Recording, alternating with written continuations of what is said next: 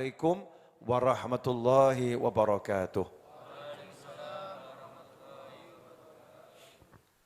Alhamdulillah malam hari ini Allah Ta'ala beri kita nikmat bisa kumpul lagi istiqomah cari ilmu. Nah, mudah-mudahan kita bisa istiqomah selama-lamanya sampai nanti meninggal husnil khatimah. Amin Allahumma amin. Sahabatku dimanapun antum berada, terkhusus sahabat-sahabat saya yang berada di Majlis Ar-Raudhah pada malam hari ini, insya Allah kita akan membahas satu tema yang sederhana tapi sangat penting. Ya, sederhana tapi sangat penting. Tentang rumah yang bercahaya. Ya, rumah yang bercahaya.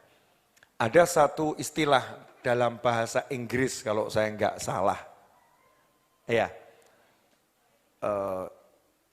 it's a home, not a house. Kalau enggak salah, mungkin banyak salahnya ya. Namanya juga Habib Novel, suruh ngomong bahasa Inggris. Ini adalah rumah dalam tanda petik, bukan sebuah bangunan yang bernama rumah. Jadi ada home, ada house, itu kalau bahasa Inggris. Jadi ada yang namanya rumah, ada yang namanya suatu bangunan disebut rumah. Nah ini banyak akhir zaman ini bangunannya mau megah, mau enggak megah disebut rumah. Tapi ternyata ia tidak bisa menjadi rumah. Ternyata ia tidak bisa menjadi rumah. Rumah itu bagaimana? Tempat kita kembali untuk istirahat. Tempat kita kembali untuk melepas lelah. Tempat kita duduk bersendaguro bersama orang-orang yang tinggal bersama kita. Tempat kita ya untuk betul-betul merasakan nikmatnya hidup. Itulah namanya rumah. Makanya dikatakan enggak ada yang lebih baik di jagat raya ini, di muka bumi ini seperti rumahnya Allah. Seperti rumahnya Allah. Apa itu? Masjid. Ya, masjid adalah rumahnya Allah. Tempat kalau kita pengen berkomunikasi secara khusus kepada Allah Subhanahu wa Ta'ala. Tempat kita. Ya, tempat kita. Kalau pengen beribadah secara khusus kepada Allah Subhanahu wa Ta'ala. Nah, bagaimana kita bisa menjadikan bangunan yang namanya rumah yang kita tinggali betul-betul menjadi rumah. Kalau berada di dalamnya gak pengen keluar. Ini saya rasa ibu-ibu sudah mengalaminya ini. Kalau udah di rumah gak pengen keluar ya Bu ya. Insya Allah begitu ya. Kecuali yang begitu. Ya, kecuali yang begitu. Kalau sudah ada di rumah, gak pengen cari tempat lain. Baiti jannati. Istilah yang populer. Yang menjadi ucapan para sahabat dan para ulama. Baiti jannati. Rumahku, surgaku. Jadi kalau udah di surga pengen keluar enggak? Enggak. Makanya kadang kita itu aneh. Kadang kita itu aneh. Katanya sudah di surga, tapi kok pengen keluar. Kalau di rumah duduk, mohon maaf, itu yang bagian belakang manusia, di tengah-tengah ini namanya apa ini? Ini loh, yang kita suka duduk namanya apa ini? Mau ngomong kan gak enak ya. Mohon maaf ya, pantatnya seperti dikasih api itu. Jadi mau duduk, loncat. Ya, seperti di tempatnya, pantatnya duduk, ada pakunya. Jadi dia pengen segera bangun. kepanasan, gak kuat kalau di rumah. Pengennya loncat keluar terus. Ada enggak yang model begitu? Ada. Sebaliknya, ada orang yang kalau udah di rumah, gak pengen kemana-mana. Kenapa kamu kok gak pengen ke mall? Kenapa kamu gak pengen pergi ke sana, gak pengen pergi ke sini? Dia jawab, baiti jannati. Aku udah menemukan surgaku di rumahku. Kenapa aku harus cari surga yang lain? Kenapa harus cari itu? Ya sesekali dia keluar, betul. Tapi dia merasakan nyaman tinggal di rumahnya. Bukan bangunannya, bukan desain interiornya, bukan barang-barang yang ditaruh di dalam rumah.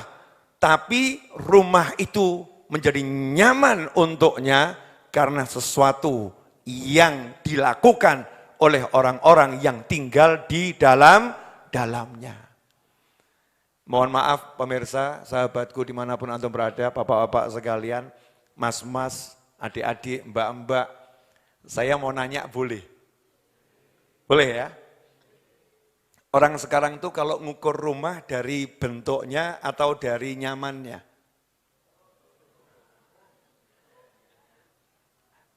Desainnya, betul ya? Ukurannya, betul? Terus warna catnya, benar?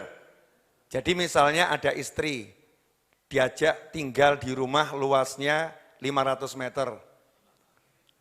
Sama diajak di rumah ngekos 3 kali 3.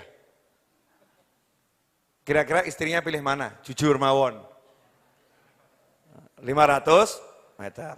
Kalau udah tinggal di 500 meter, pasti ada kebutuhan tambahan. Minta teman yang bantu untuk bersihkan. 500 meter.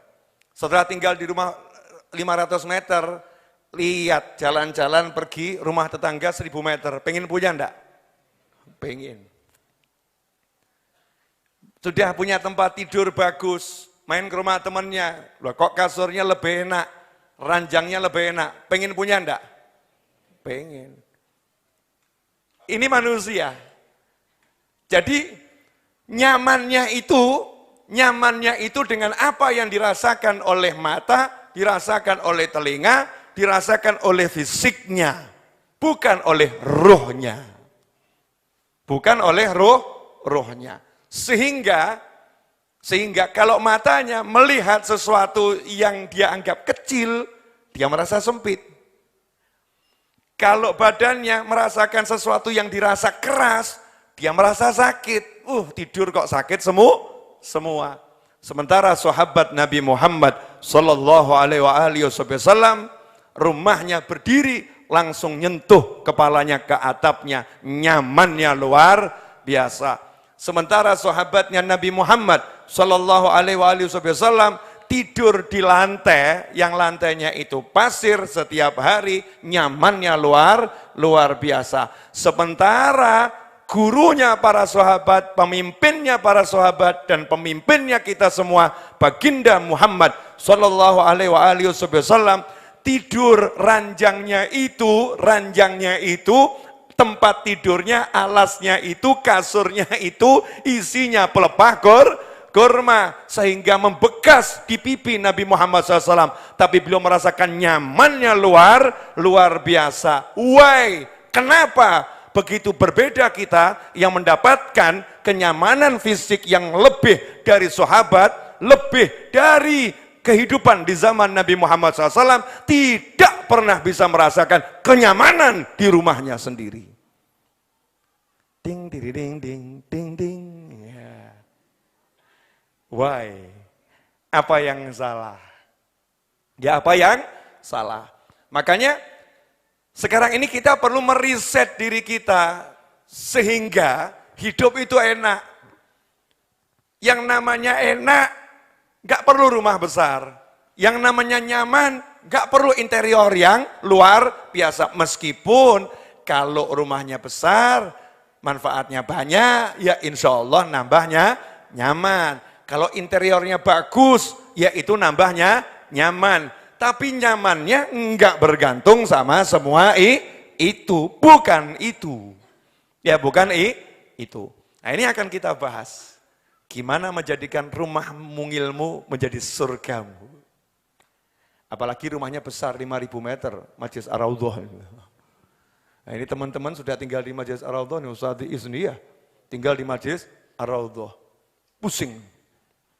Kebesaran Bib. Nyapunya repot. Iya, nyapunya repot. Pondok pesantren majelis kan besar. Akhirnya pilih apa? Ya tinggalnya di kamar yang kecil. Lebih nyaman tinggal di kamar yang kecil. Daripada ya tinggal di kamar yang besar. Mana kamar yang besar? Musola. Gede kan musolanya ini. Musola. Lantai 3 besar. Kamar yang kecil bisa menemukan kenyamanan di situ. Abang becak, Masya Allah, becakku rumahku. Betul ya? Becakku rumahku. Kok Abe bisa bilang begitu? Saya sering ketemu, tidurnya itu di mana? Di becak. Becaknya cukup dikerukupi dengan sarung sebagai selimut. Tidurnya, Masya Allah, nyamannya mengalahkan mungkin yang rumahnya mewah. Ikhwani rahimakumullah. Kenyamanan itu yang ngasih adalah Allah Subhanahu wa Ta'ala. Allah yang ngasih. Dan Allah letakkan nyaman itu di dalam hati. Letaknya nyaman di sini. Nah, bagaimana rumah itu bisa jadi nyaman? Kalau rumah itu tidak sesuai dengan apa yang diperintahkan Allah Ta'ala. Kalau enggak sesuai dengan apa yang diperintahkan Allah Ta'ala rumahnya, maka Allah tidak akan memberikan kenyamanan. Contoh, rumah kok penghuninya tiap hari isinya ghibah namimah. Ngobrolnya ngerasani. Ngobrolnya mencela orang. Ngobrolnya menghina orang. Ngobrolnya merendahkan orang. Ngobrolnya ngucapkan keburukan orang. Ini sesuai perintah Allah enggak ini? Enggak. Tempat dalam sebuah hadis disebutkan sahih. Kalau seseorang duduk di suatu tempat, kemudian di tempat itu dia tidak berzikir kepada Allah dan tidak bersolawat pada Nabi Muhammad SAW, maka duduknya itu akan menjadi penyesalan. Di riwayat yang lain, nanti dia bangun aromanya lebih busuk daripada aroma bangkai. Berarti tempatnya aromanya apa itu? Kalau dia bangun lebih busuk dari aroma bangkai, berarti tempatnya itu aromanya busuknya luar biasa. Kalau itu tidak dibuat zikir, ini enggak nyebut ngerasani, gunjing, enggak loh ya. Duduknya enggak zikir. Bayangkan kalau duduknya itu menggunjing orang, mencela orang, Masya Allah nyebutkan keburukan orang, jelek-jelekan orang. Kira-kira tempat yang diduduk itu aromanya seperti apa itu? Lah kalau udah seperti itu, apakah bisa rumah yang penghuninya begitu menjadi nyaman? Ya enggak nyaman. Sehingga apa? Kalau di rumah bawaannya itu pengen keluar. Bukan keluar cari nafkah loh, bukan, lain. Keluar enggak betah. Yuk keluar yuk. Yuk keluar yuk. Yuk keluar yuk. Enggak betah tinggal di rumah. Dan kalau sudah di rumah, bawaannya emosi. Sudah di rumah, pikirannya enggak bisa tenang. Kenapa? Karena rumahnya tidak sesuai yang diajarkan oleh baginda Muhammad sallallahu alaihi wasallam. Ikhwani rahimakumullah. Maka untuk menjadikan rumah kita betul-betul nyaman, nomor satu syaratnya adalah dizikiri. Rumahnya dizikiri. Kalau rumahnya enggak dizikiri, enggak akan pernah nyaman. Makanya umat Islam di Indonesia pada umumnya, saya katakan pada umumnya karena enggak semuanya. Ya, pada umumnya. Kalau jenengan warga NU secara organisasi maupun tidak masuk dalam organisasi, tetapi amaliyahnya amaliyah Nahdlatul Ulama, atau jenengan bergaul dengan para habaib dan para kiai, Maka setiap kali pindah rumah, langkah awalnya di rumah itu adalah dua hal yang dilakukan dan semuanya adalah dizikiri. Apa itu? Dibacakan maulid dan dibuat majelis khatmul Quran. Dikumpulkan orang untuk menghatamkan Al-Quran, dikumpulkan orang untuk dibacakan maulid, dibacakan sholawat di dalamnya. Orang yang nggak paham, nanya, mana dalilnya itu? Pindah rumah, kok pakai disolawati? Pindah rumah, kok pakai dibacakan Al-Quran? Dalilnya adalah bukan cuma pindah rumah, artinya memang rumah itu harus dibegitukan. Nah, pertama kali masuk ya langkahnya adalah memakmurkan rumah dengan zikir. Dalam hadis riwayat Imam Muslim, Rasulullah SAW bersabda, "Matsalul baitil ladzi yuzkarullahu fihi wal baitil ladzi la yuzkarullahu fihi, matsalul hayyi wal mayyit." Permisalan rumah yang di dalamnya itu disebut nama Allah dengan rumah yang di dalamnya tidak disebut nama Allah seperti permisalan al-hayyi wal mayyit, seperti yang sudah pernah kita bahas. Seperti permisalan orang hidup dibandingkan mayat. Jadi kalau orang hidup itu ya umumnya kan diajak duduk menyenangkan. Ya, ditemani orang hidup itu menyenangkan. Betul atau betul? Tapi kalau ditemani mayat, ngomong menyenangkan. Nanti saya minta tolong sama teman-teman yang punya rumah sakit, itu teman saya ada yang bilang kalau ditemani mayat menyenangkan. Saya titip ya 2 hari biar di kamar mayat. Untuk uji nyalinya. Menyenangkan enggak kira-kira gitu. Ini permisalan yang sangat jelas dari Nabi Muhammad SAW. Seperti orang hidup dengan mayat. Orang hidup itu membawa keceriaan. Mayat itu ya horor ya. Rasanya gitu ya. Rasanya begitu. Normal manusia. Normalnya manusia. Ada sesuatu kalau di dekat mayat. Ini mayat secara umum loh ya. Lain kalau mayatnya orang soleh. Beda. Itu termasuk yang dikecualikan. Mayatnya orang soleh. Oh, kuburannya orang soleh aja beda kok.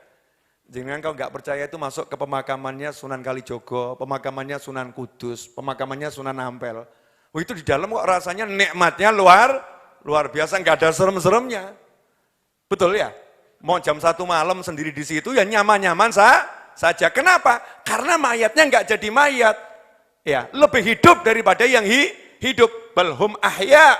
Mereka itu hidup, kata Allah Ta'ala. Allah yang bilang hidup. Berarti lebih-lebih hidupnya daripada orang-orang yang hidup. Jangan kamu samakan dengan pada umumnya mayat. Jelas sampai di sini? Jadi syaratnya biar rumahnya itu nyaman, nomor 1 apa? Dizikiri. Makanya awal pindah rumah dibacakan maulid, sholawat, dan khutmul Quran, serta semacamnya.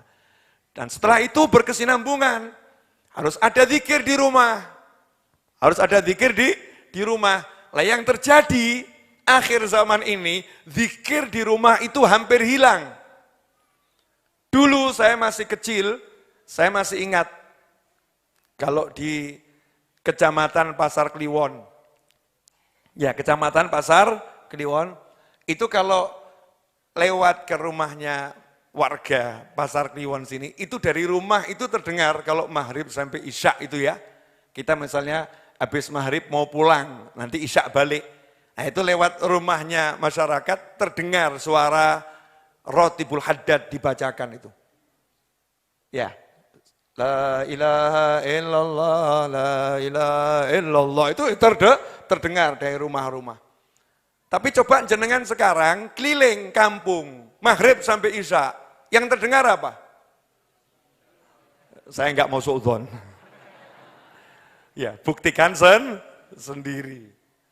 Artinya ada sesuatu yang bergeser.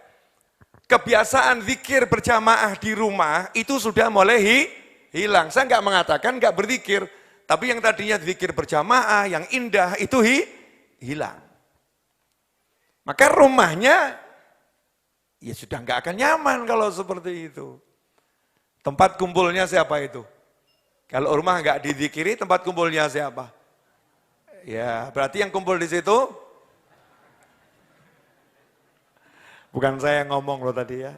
Yang ngomong jenengan sendiri ya. Tempat kumpulnya, berarti yang di situ. Nah, ikhwani rahimakumullah, dalil berikutnya agar rumah dizikiri, ya termasuk dizikiri itu disolati. Ya disolati. Karena solat adalah zikir. Kita diperintahkan oleh Nabi Muhammad SAW, solat 5 waktu berjamaah di masjid. Tapi solat sunnah, ya diperintahkan oleh Nabi, jangan di masjid. Solat sunnah itu hendaknya di rumah. Solat sunnah yang di masjid itu hanya dianjurkan ketika bulan suci Ramadan, yaitu solat tarawih. Ya solat tarawih. Lainnya tahajud dan lain sebagainya dianjurkan di rumah. Ba'diyah dan qobliyah itu juga dianjurkan di rumah. Adzan isya misalnya gitu ya, atau adzan zuhur, qobliyah dulu. Kalau emang di pasar, di tokonya, qobliyah di tokonya, biar tokonya ada cahaya sholat.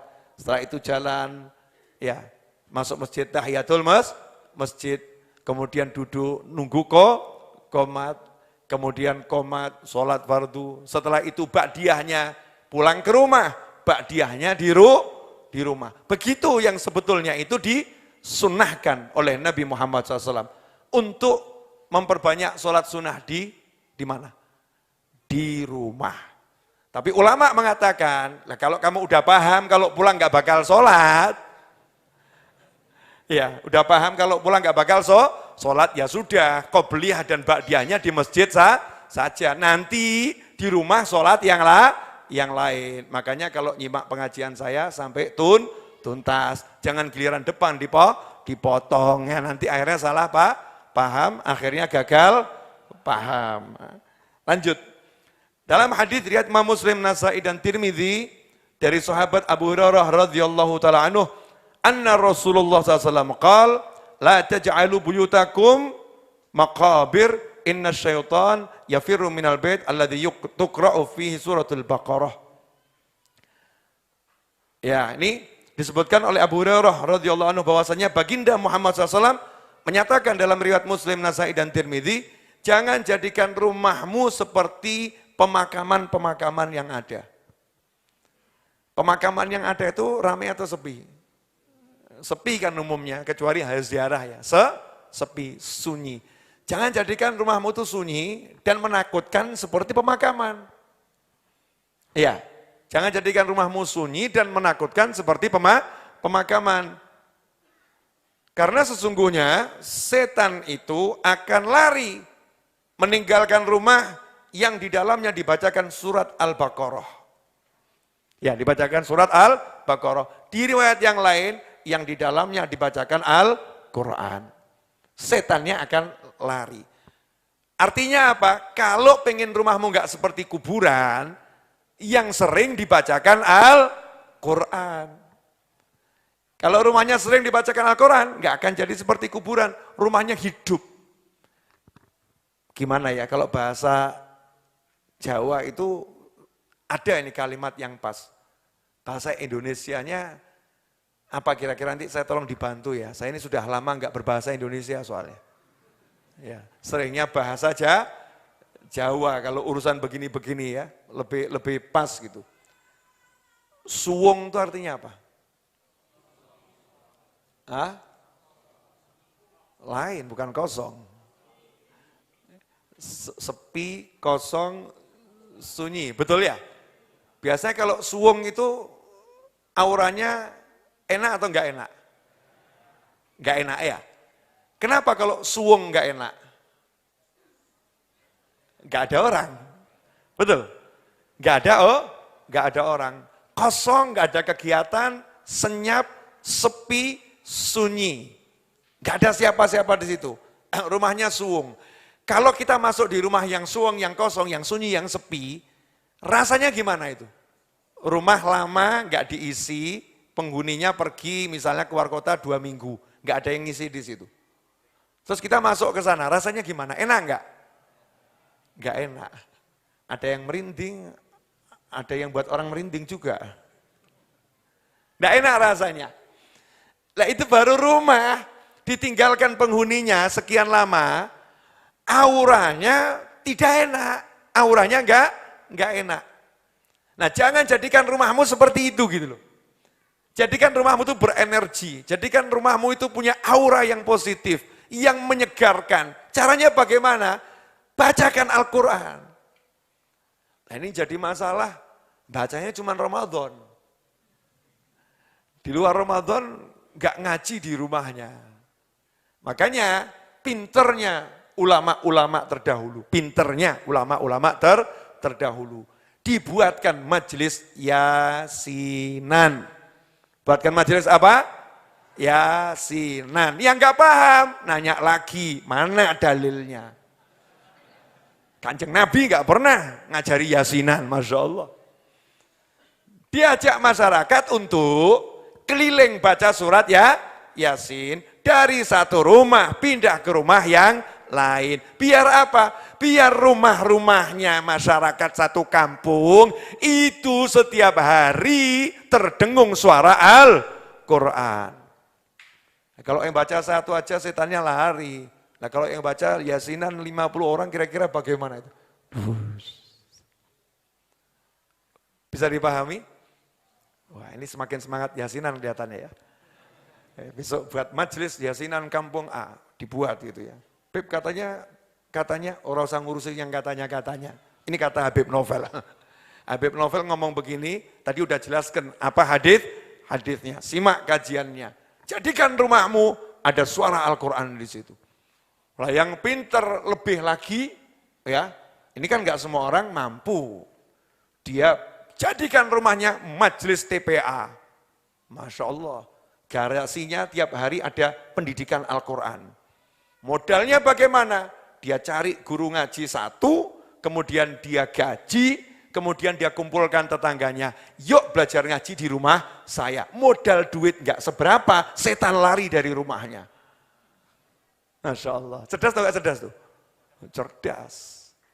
Nah, itu berkat orang punya ilmu. Ditanya sama orang, kamu kenapa buat TPA? Mungkin dipikir orang muluk-muluk ya. Nggak muluk-muluk dia. Biar rumah saya bercahaya. Nah kalau udah rumah itu bercahaya setan lari, ya dampaknya banyak. Dampaknya banyak. Kita bahas dulu satu-satu ya. Sampai di sini jelas? Gimana caranya biar rumahnya itu jadi bercahaya, nyaman, enak? Dizikiri, disolati, dibacakan Al-Quran. Dikatakan oleh Sayyidina Abdullah bin Mas'ud radhiyallahu ta'ala anhu, sahabat Nabi Muhammad SAW yang suaranya sangat merdu. Wa inna asfarul buyuti al-jawf as-sifir min kitabillah. Sesungguhnya rumah yang paling kosong dari kebaikan, rumah yang enggak ada kebaikannya, rumah yang di dalamnya tidak ada kitabullah dibacakan. Enggak ada suara Al-Quran. Itu rumah yang paling rugi, bangkrut. Ya rumahnya bangkrut. Ikhwani rahimakumullah. Dalam hadis yang lain, diriwayatkan oleh Imam Abu Nuaim, dari Anas bin Malik dan Abu Hurairah radhiyallahu taala anhuma, Nabi Muhammad SAW bersabda, "Nawwiru buyutakum mastata'tum." Ini lebih jelas lagi. Ya. Jadikanlah rumah kalian bercahaya semampu kalian. Jadi cahayailah rumah kalian, terangilah rumah kalian semampu kalian. Nah, kalau cuma suruh ngecat kan ya gampang ya. Cat semampu kalian gitu. Nah ini jadikan rumah kalian bercahaya semampu kalian. Fa innal baital ladzi yuqra'u fihi al-Qur'an yattasi'u ala ahlihi wa yakthuru khairuh. Kata Nabi Muhammad SAW selanjutnya, karena sesungguhnya rumah yang dibacakan Al-Quran di dalamnya, rumah itu akan menjadi luas untuk penghuninya. Jadi enggak sempit rumahnya. Wa yakthuru khairuh, dan kebaikan rumah itu menjadi banyak. Wa tahdhuruhul malaikah, dan para malaikat akan datang ke rumah tersebut. Wa tahjuruhus syayatin, dan setan akan hijrah dari rumah tadi. Setannya hijrah, pindah, menyingkir, pergi, menjauhi rumah tersebut. Kenapa? Karena di dalamnya dibacakan Al-Quran. Wa innal baital ladzi la yuqra'u fihil Qur'an la yadhiqu ala ahlih. Dan sesungguhnya rumah yang di dalamnya tidak dibacakan Al-Quran, pasti rumah itu akan menjadi sempit untuk penghuni rumahnya. Wa yaqillu khairuh, dan rumah itu akan menjadi sedikit kebaikannya. Wa tahjuruhul malaikah, kebalikannya, malaikat juga akan hijrah, ngungsi, pindah dari rumah tersebut. Wa tahduruhus syayatin, setan-setan akan datang kumpul di rumah itu. Masya Allah. Berarti selama ini kita udah jadikan rumah kita tempat kumpulnya malaikat atau tempat kumpulnya setan ya kira-kira. Makanya suami-suami, kalau istri suka sambat, suka ngeluh, ya oknum istri. Ya para suami, kalau oknum istri itu suka sambat, suka ngeluh. Rumahnya kok sempit ya, rumahnya kok sempit ya, rumahnya kok sempit ya. Jangan dimarahin. Langsung secara sistematis dan tersiasati, ya ajak tiap hari ngaji bersama. Nanti dia akan berubah sendiri hatinya. Rumahnya kok luas ya. Kanjeng Nabi gak mungkin keliru SAW. Jadi murah atau mahal nih? Gak usah belikan rumah yang besar, gak usah. Ajak ngaji. Tapi begitu diajak ngaji,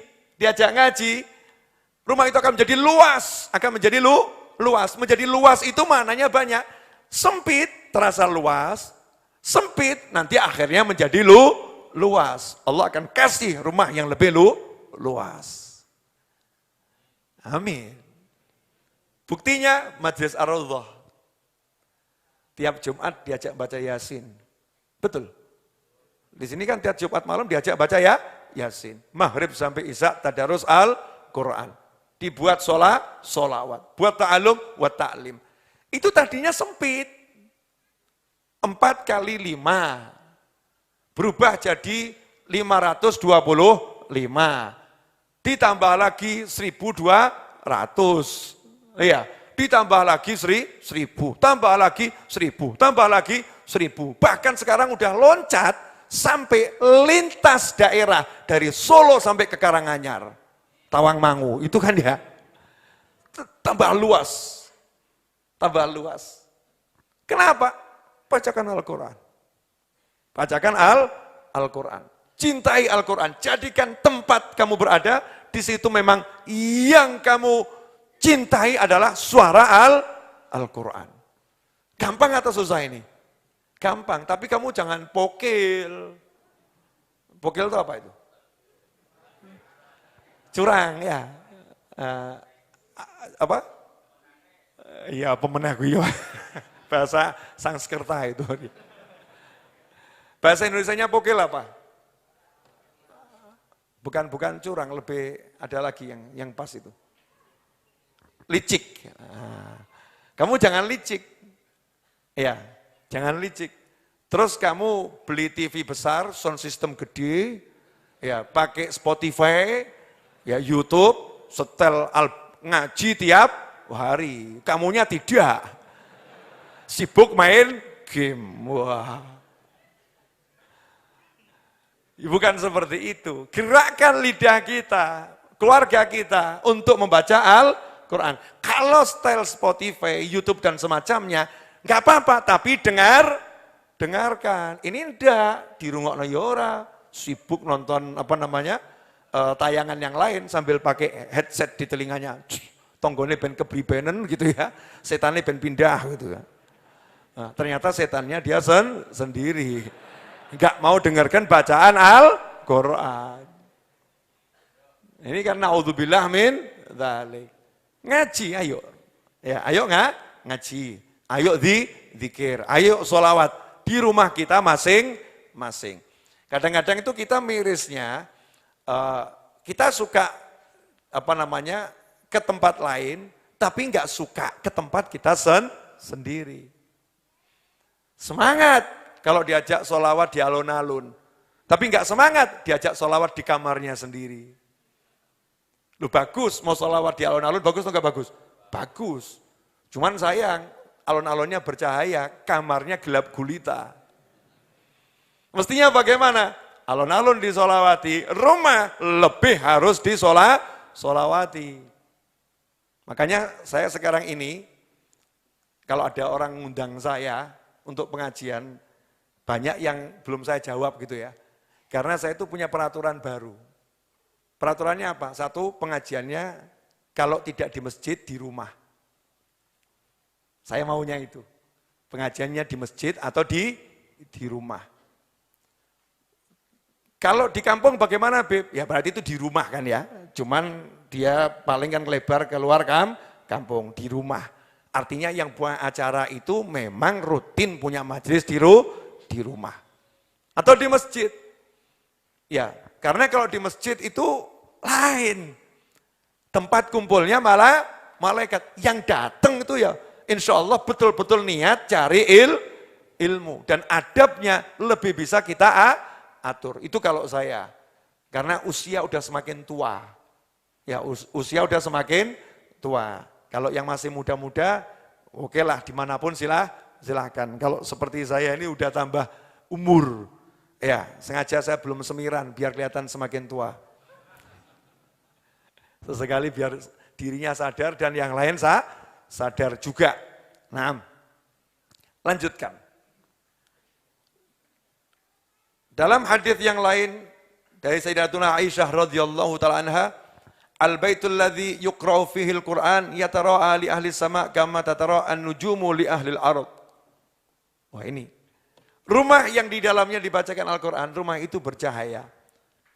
Seperti bintang-bintang di langit bercahaya. Bercahaya bagaimana? Rumah-rumah itu bercahaya menyinari penghuni langit seperti bintang-bintang bercahaya menyinari penghuni bumi. Berarti cahayanya besar atau kecil? Besar. Gede. Kemarin saya beli teropong. Ya, untuk apa? Tadabbur langit. Ya, tadabbur langit karena termasuk diperintahkan kita tuh lihat langit, melihat keindahan yang ada di langit, kemudian mengagungkan Allah Subhanahu wa taala. Ternyata bintang yang di langit itu kalau dilihat ya indah gitu. Sinarnya sampai ke sini. Nah, terus saya bayangkan kira-kira saya ini kalau dilihat malaikat itu indah enggak ya? Rumah saya kalau dilihat malaikat indah atau tidak? Jangan-jangan peteng dedet.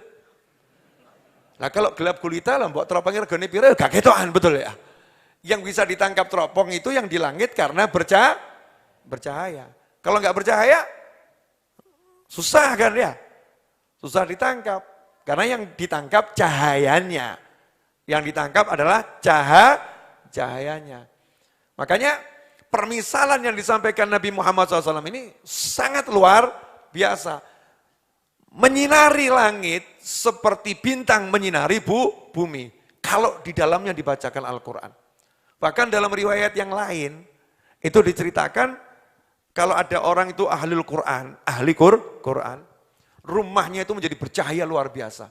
Kalau ahli Quran tadi meninggal dunia, maka cahaya di rumahnya itu akan padam. Karena yang ngaji enggak ono. Berkahnya masih, tapi cahayanya padam. Di situ malaikat yang biasa lihat di langit, karena rumah itu bercahaya, malaikat itu kan ada sif-sifan ya. Malaikat pagi itu nanti dia berakhirnya waktu habis asar. Malaikat malam berakhirnya waktu subuh. Bagaimana malaikat itu dari langit landing ke muka bumi? Ya kan, malaikatnya kan landing ke muka bumi. Dari langit yang jauh, terus sampai ke bumi. Malaikatnya, gimana caranya? Salah satu caranya adalah malaikat melihat titik-titik GPS. Ya, GPS-nya siapa? Rumah-rumah yang di situ ada suara Al-Quran. Rumahnya bercahaya. Kal khaimah, rumahnya menjadi seperti kemah yang cahayanya luar biasa.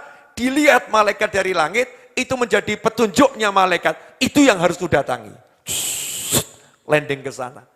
Nah, setiap malaikat punya tempat landing sendiri. Landingnya di sini, landingnya di sini, landingnya di sini. Nah, kalau penghuni rumah tadi yang biasa ngaji meninggal dunia, malaikatnya kaget. Loh, tempat landingku kok gak ada?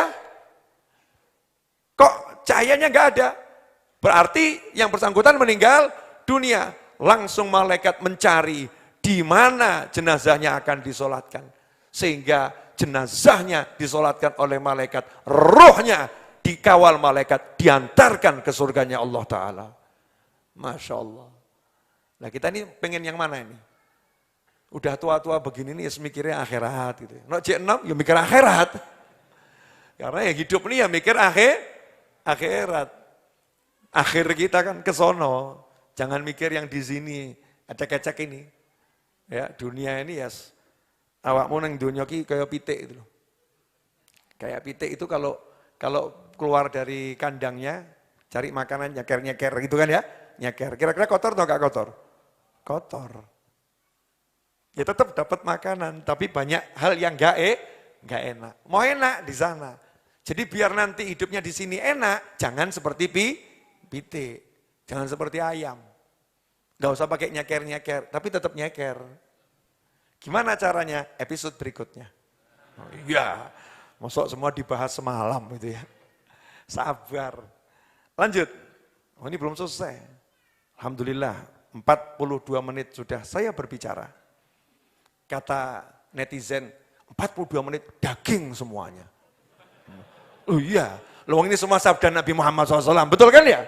Oh haditsnya Rasulullah SAW, saya kan cuma membacakan, betul kan? Menerjemahkan dengan bahasa Indonesia. Menerjemahkan itu memberikan makna yang benar insya Allah sesuai dengan maksud yang berbicara. Nah, lanjutkan. Nah, ini cerita yang sangat menarik. Ya, disebutkan dalam hadis riwayat Imam Muslim, dijabarkan dalam riwayat Imam Nasai dan riwayat-riwayat yang lain tentang Sayyidina Usaid bin Hudair radhiyallahu taala anhu. Siapa? Usaid bin Hudair atau biasa dipanggil Ibnu Hudair. Seorang sahabat yang termasuk punya suara merdu. Punya suara merdu.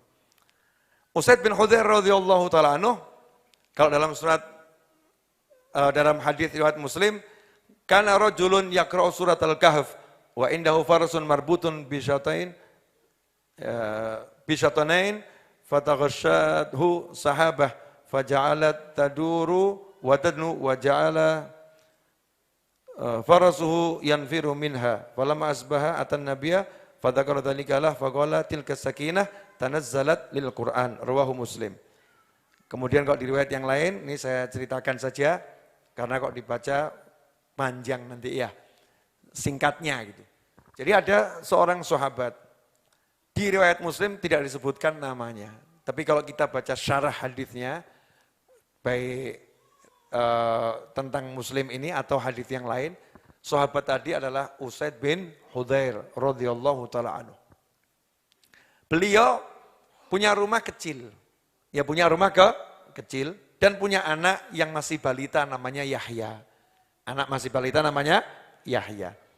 Usaid bin Hudair ini suaranya merdunya luar biasa dan hobinya baca Al-Quran. Ya hobinya baca Al-Quran. Jadi udah ngaji itu ya dinikmatinya luar biasa.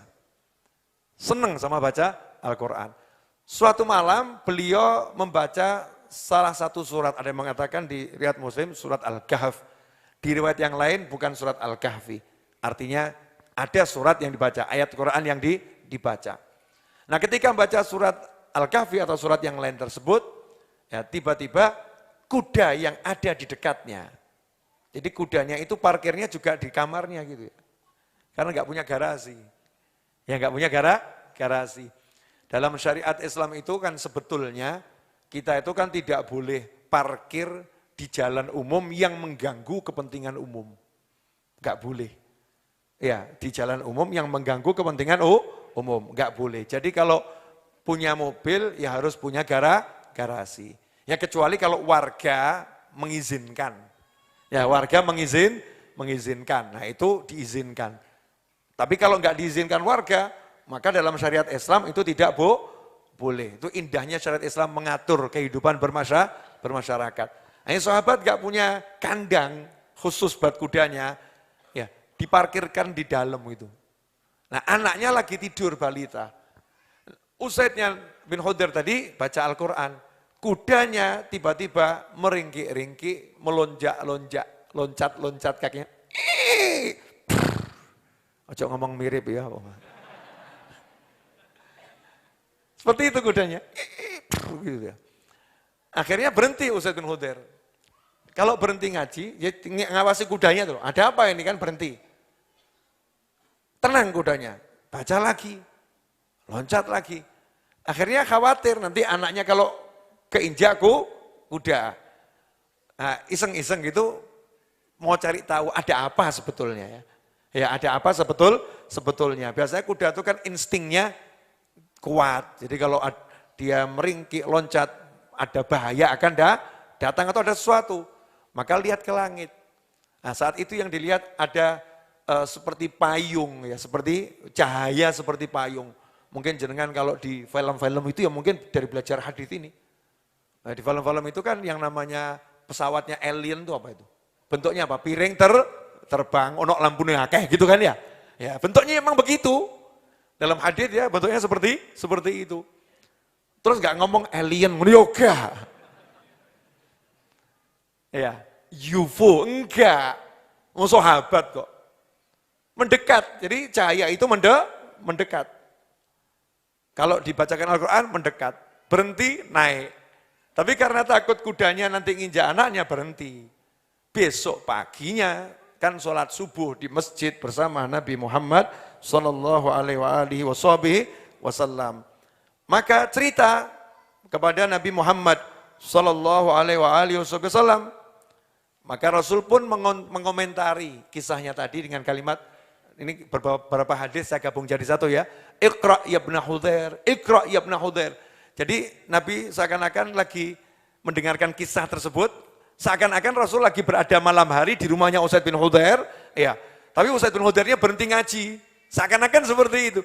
Baca lanjutkan, ojo mandek, lanjutkan tuh. Saking semangatnya Nabi Muhammad SAW mendengar kisah tersebut dan tahu. Kemudian Rasul ngasih tahu, itu yang turun itu malaikat.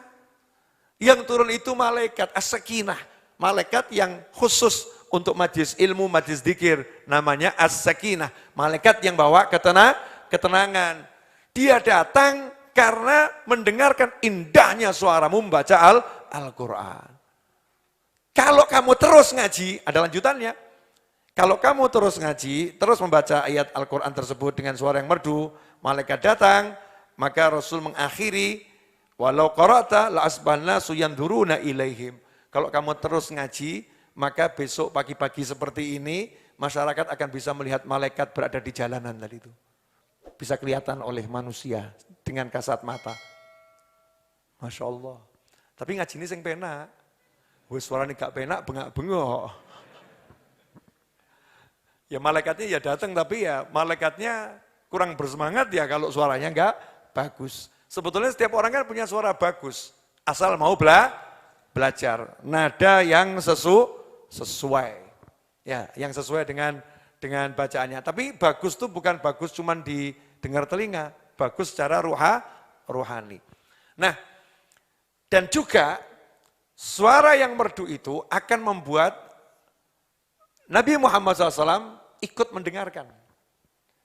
Diceritakan bahwasanya Sayyidina Abu Musa al-Asy'ari radhiyallahu ta'ala anhu itu membaca Al-Quran di rumahnya, seorang sahabat yang suaranya merdu, baca Al-Quran di rumahnya, dan ngumpulkan tetangga-tetangganya, teman-temannya. Yuk, semaan kalau bahasa Jawanya, semaan. Satu baca, yang lain hanya mendengarkan. Ayo, saya mau ngaji, kumpulkan. Nah itu yang datang semakin hari semakin banyak. Ya semakin hari semakin banyak. Ada yang lapor pada Nabi Muhammad SAW. Abu Musa al-Asy'ari, ya buat sesuatu ya Rasulullah. Apa? Kumpulkan orang, terus dia bacakan Al-Quran. Kata Nabi SAW dalam sebuah riwayat, kalau begitu antarkan saya ke rumahnya Abu Musa, tapi saya mau duduk di kejauhan yang orang nggak tahu kalau saya hadir. Ya, jangan sampai ada yang tahu kalau saya hadir. Bisa Rasulullah, siap gitu. Berangkat malam-malam. Ya malam-malam berangkat. Jadi acaranya kapan tuh? Malam hari di rumah. Ya malam hari di rumah, bukan di masjid. Kenapa? Karena perintah Nabi Muhammad SAW, jadikan rumahmu itu jangan seperti kuburan. Maka tanpa Abu Musa lagi baca radhiyallahu anhu, Rasul mendengarkan dari jauh. Saking nikmatnya, padahal Al-Quran itu diturunkan kepada siapa? Nabi Muhammad SAW. Saking nikmatnya suara Abu Musa al-Asy'ari radhiyallahu anhu, Rasulullah SAW sampai akhirnya duduknya lama. Padahal malam itu giliran tidur di rumahnya Sayyidatuna Aisyah radhiyallahu taala anha. Ya sampai Nabi seakan-akan ya dalam tanda kutip lupa waktu gitu ya. Saking asyiknya nih. Al-Quran ya Al-Quran suaranya merdu. Nah terus Nabi SAW segera pulang. Ya segera pulang. Ditanya sama Sayyidatuna Aisyah, ini kok keluar sampai larut malam kemana gitu. Nanya, sampai larut malam kemana? Ke rumahnya Abu Musa. Dia baca Al-Quran, aku senang di umatku ada seseorang yang diberi keindahan suara seperti suaranya Nabi Dawud alaihissalam. Diberi keindahan suara seperti suaranya Nabi Dawud alaihissalam. Nah itu besoknya dalam riwayat yang lain, Rasulullah SAW ngomong sama Abu Musa, tadi malam saya dengarkan suaramu. Ya, kamu dikasih suaranya Nabi Dawud, dipuji sama Nabi Muhammad SAW. Artinya bagus, lanjutkan, kegiatanmu teruskan, didukung oleh Nabi Muhammad SAW. Nah itulah makanya sampai sekarang ada namanya semaan Al-Quran di rumah. Ya ini salah satu dalilnya. Yang mau saya garis bawahi, ini sahabat berupaya mengumpulkan orang untuk baca Al-Quran di rumah. Dan ketika suaranya merdu, sampai-sampai Nabi datang, Nabi Muhammad SAW. Nah kalau suara kita memang merdu betul, maka tidak khayal. Kalau dari alam barzah, para aulia wassolihin, yang arwah-arwah soleh yang dapat izin untuk mengelilingi jagat raya ini, dengar suara kita, mampir ke rumah kita. Sampai-sampai semoga suatu saat, baginda Muhammad SAW mampir ke rumah kita. Itu kan nikmatnya luar biasa. Dengar suara yang merdu. Apa komentar Abu Musa Asy'ari radhiyallahu anhu ketika mendengar seperti itu? Dalam satu riwayat dikasih tahu sahabat, tadi malam Sayyidatuna Aisyah sama Rasulullah lewat. Ya ada beberapa kejadian ya. Rasulullah sama Sayyidatuna Aisyah lewat depan rumah Abu Musa Al-Asy'ari radhiyallahu taala anhu, suaranya lagi baca Al-Qur'an terdengar sampai luar, merdunya luar biasa. Berhenti beliau berdua ini mendengarkan kemerduan suara Abu Musa Al-Asy'ari radhiyallahu taala anhu baca Al-Qur'an. Nah, dikasih tahu semalam Rasulullah SAW, Aisyah dengarkan suara kamu baca Al-Qur'an. Apa kata Abu Musa? Kalau saya tahu Rasulullah dengarkan, akan saya tak pol-pol naik gitu. Jadi yang semalam itu belum seberapa. Masya Allah. Kalau buat Rasulullah ya akan saya maksimalkan keindahan suara saya. Yang semalam itu belum seberapa. Dalam riwayat yang lain, Nabi SAW itu kalau dalam peperangan gitu ya, kan sahabat buat kemah. Nabi SAW tahu itu kemahnya Abu Musa Al-Asy'ari dan kaumnya dari kemerduan suara Al-Quran Abu Musa dan kaumnya. Sampai Rasul keluar nyari itu. Indahnya di situ. Ikhwani rahimakumullah. Singkatnya, alhamdulillah. 1 jam sudah saya bersama antum. Insya Allah ini titik penutupnya. Ya.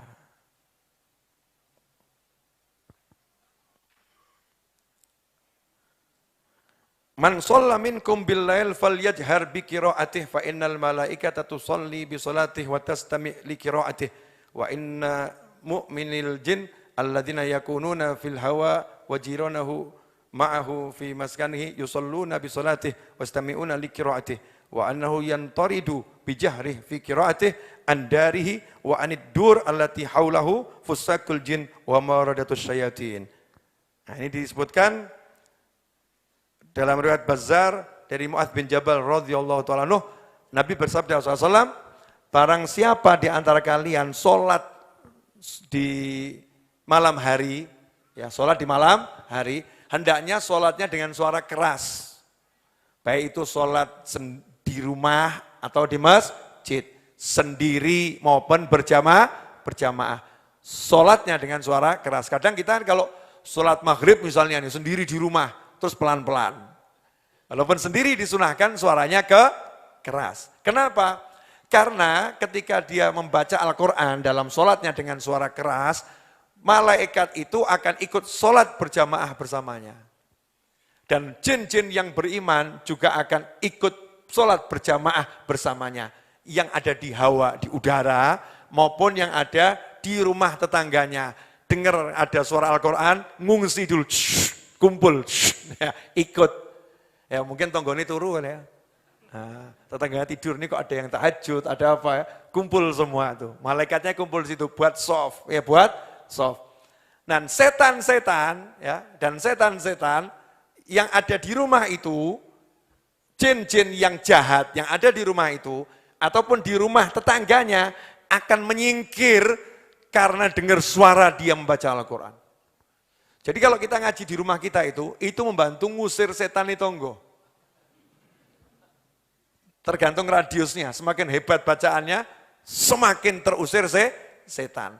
Karena itulah ikhwani rahimakumullah, keberadaan seorang mukmin di suatu wilayah, kalau betul-betul dia menjalankan syariatnya Nabi Muhammad SAW, maka dia akan bawa kedamaian untuk rumahnya, rumah tetangganya, lingkungannya. Semakin hebat orangnya, maka akan semakin besar kedamaian yang dibawa untuk wilayahnya. Makanya pernah disebutkan, warga Siwon, kota Siwon di Hadramut sana, kami baru paham kami hidup di dunia setelah wafatnya Habib Ali bin Muhammad bin Husain Al-Habsyi radhiyallahu taala anhu. Habib Ali Habsyi ini punya kakak Habib Husain. Habib Husain ini gurunya Mbah Hasyim Asy'ari. Habib Ali pengarang Maulid Simtuduror. Beliau wafat di kota Siwon di Hadramut sana, Yaman. Nah, warga Siwon itu mengatakan kami baru sadar kalau selama ini kami hidup di dunia setelah wafatnya Habib Ali Habsyi. Kenapa? Karena semasa hidupnya Habib Ali Habsyi itu, kota Siwon seperti di surga. Kalau ada yang misalnya kok hatinya nggak enak sama temennya, itu cepat ingat. Ada ujian-ujian, enteng, nggak terasa ujian. Jadi setelah Habib Ali meninggal, kena ujian itu baru terasa, kok ada ujian gitu. Kenapa? Yang mikul sudah pergi. Yang menghalau setan-setan yang bawa sumpek sudah pergi. Nah makanya kadang-kadang kita ini tinggal di satu rumah gitu ya, kok rakroso sumpek ya, kok nggak pernah merasakan sumpek, jangan pede kamu. Bisa jadi yang buat nggak sumpek itu mungkin ART-nya yang ahli tahajud, ART-nya ahli ngaji, lah majikannya ahli nonton film.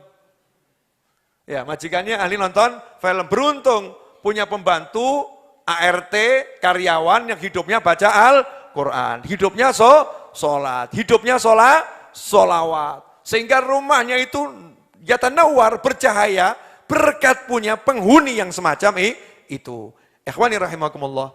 Karena itulah, mari jadikan rumah kita rumah. Bukan bangunan yang berbentuk rumah. Jadikan rumah kita itu bercahaya. Dengan cahaya Al-Quran, cahaya zikir, cahaya ilmu, cahaya istighfar, solawat, tasbih, tahmid, takbir, dan berbagai lantunan zikir lainnya. Sehingga yang ngerumpi di rumah kita, malaikat. Bukan setan yang ngerumpi di rumah kita. Yang kumpul di rumah kita, malaikat. Bukan setan yang kumpul di rumah kita. Kalau sudah malaikat kumpul, otomatis as-sakinah itu dapat ketenangan. Kalau udah tenang, nyaman. Kalau udah nyaman, kebaikan akan datang. Kalau kebaikan udah datang, maka baiti jannati. Rumahku adalah surgaku. Alhamdulillah.